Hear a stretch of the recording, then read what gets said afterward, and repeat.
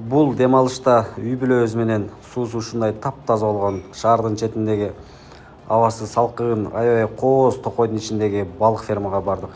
Булактын суусунда таза жемге багылган балыктарды өзүбүз кармап, ушинтип мариновать этип, өз колум менен бышырдым.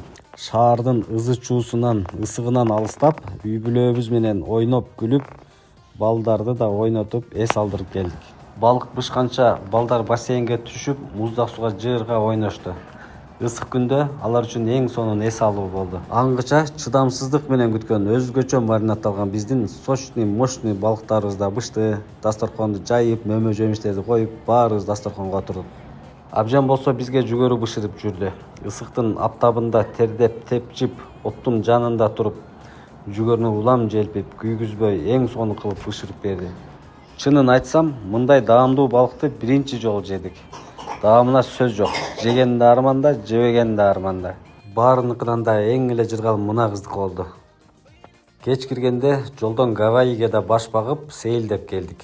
Кечки салкын абада басып, кооз көрүнүштөргө суктанып, дем алышыбызды жагымдуу маанай менен жыйынтыктадык. Ушундай күндөрүбүз көп болсун.